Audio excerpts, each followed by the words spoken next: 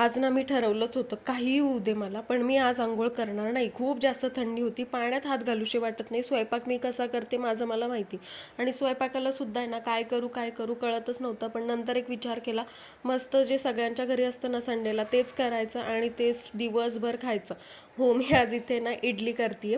इडली धीरजला फार आवडते, इडली चटणी, आणि मला डोसा आणि सांबार आवडतो. सो आमच्या दोघांचे वेगवेगळ्या चॉईसेस आहेत, पण तरीही आमचं लव्ह मॅरेज झालं आहे. असं म्हणण्यापेक्षा मी असं म्हणू शकते की आमच्या दोघांच्या वेगवेगळ्या चॉईसेस आहेत, म्हणूनच आमचं लव्ह मॅरेज झालं आहे. कारण सेम चॉईस ज्यांच्या असतात ना त्यांचं कदाचित एकमेकांसोबत पटणार नाही, कारण सेमच चॉईस आहे, त्यांना नवीन काही दिसणारच नाही, अट्रॅक्शन पण नसणार.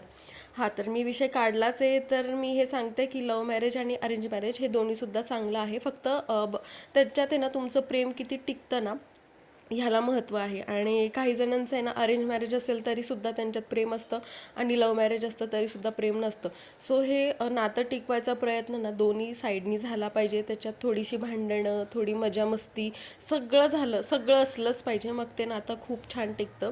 इथे पटकन असं तेल लावून घेतलेलं आहे मी, आणि इडल्या पण टाकून घेतल्या. म्हटलं धैर्यालासुद्धा भूक लागली असेल. आणि हा स्वयंपाक ना मला खूप जास्त आवडतो, कारण पटकन होतो, आणि म्हणजे इझी आहे हे करायला. आपला खूप वेळ वाचतो.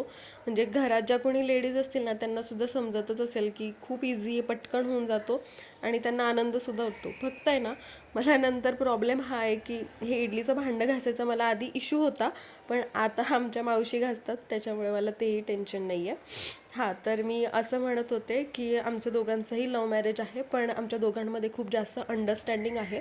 आणि मला असं वाटतं की ज्यांचं कोणाचं लव्ह मॅरेज असेल ना त्यांच्यासाठी मी एक सांगते.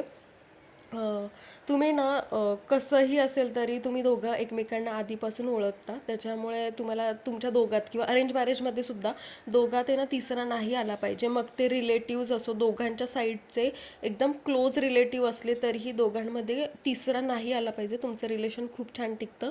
आम्ही तरी दोघेजणी असाच प्रयत्न करतो. इथे धैर्याला मस्त असं मी डोसा करून दिला होता, पण तिला घाई नव्हती, आणि मोहरीची सुद्धा फोडणी दिली होती इथे मी.